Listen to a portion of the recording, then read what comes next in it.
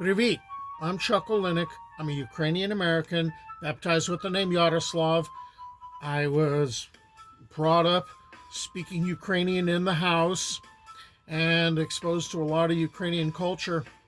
And since I got out of teaching world history, I'm no longer in the classroom, I decided that I would spend time putting together videos for my YouTube channel on Slavic mythology and folklore and history, and sharing that information to people within the Society for Creative Anachronism, the SCA, in case anyone wants to try to develop an Eastern European persona. And I've been telling different kinds of tales here, as far as I've been telling the Bellini, the epic stories of the Bogatiri, the hero warriors.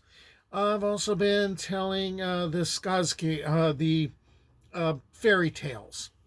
And I thought I'd tell you about some beliefs of the peasants of the Slavic lands believed in small beings, vaguely defined form. They were called Zluidni or Zlidni.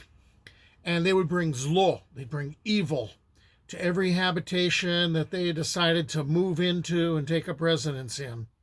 And they were described as the fruits of Mara's womb of chaos, which is one hell of a phrase, and they come in many forms.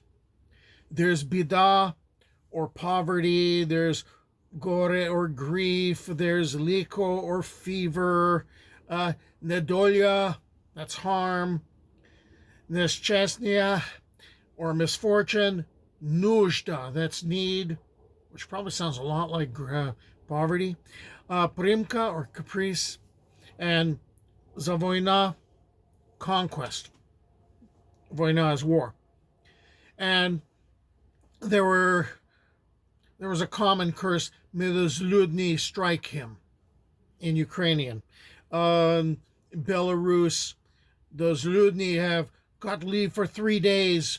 Not in 3 years will you get rid of them. So these are the pests that are hard to get rid of once they move in.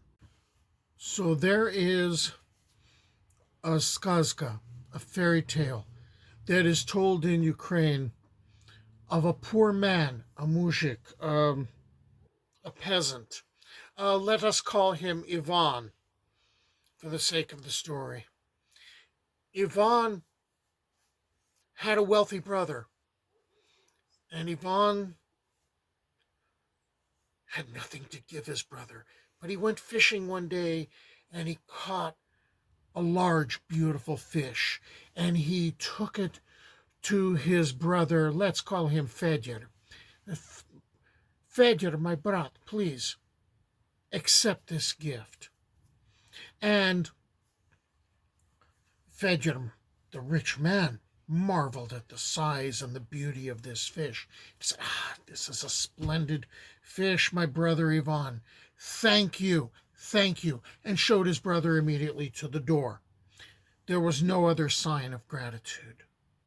On his way home, Ivan, the poor man, met an old stranger on the road and told him his story, as one does, of how he had taken his brother a fish and had received nothing in return but a thank you.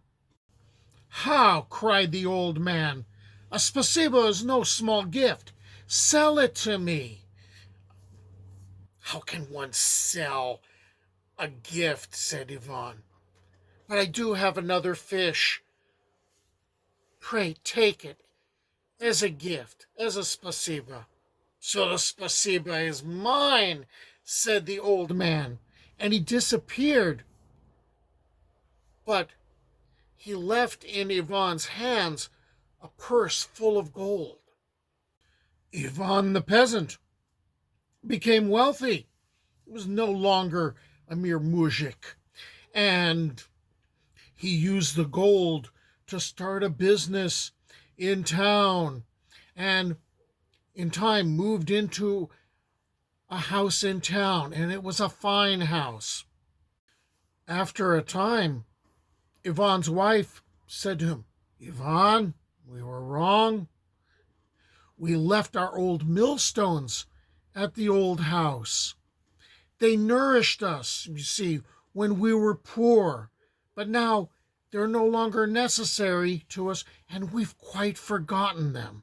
Is that right? Right you are, replied Ivan, and he set off to fetch the millstones. When Ivan reached his old dwelling, he heard a voice saying, "A bad fellow, that Ivan. Now he's rich, he has abandoned us." "Who are you?" asked Ivan. "I don't know you, not one bit." "Not know us? You've forgotten our faithful service, it seems. Why, we're your Zluidni." "Oh, God be with you," he says. "I don't want you. No, no, we will never part from you." "Wait a moment," thinks Ivan, and continues aloud. "Very good. I will take you with me, and you will live in my house, but on one condition. You bring home these millstones for me, for they're quite heavy, and I cannot carry them." So Ivan laid the millstones upon the Zludni's backs, and made them go on in front of him. The Zludni all had to pass along a bridge over a river. Ivan managed to give the Zludni a shove, and over they went, millstones and all, and sank straight to the bottom. Ivan continued to live in town. His business prospered, but nowhere is it told whether he spoke to his brother any longer. It was at the feast I heard this tale. There it was, I drank mead ale. Though it flowed down my beard, my mouth stayed dry, for never a drop passed my lips, swear I.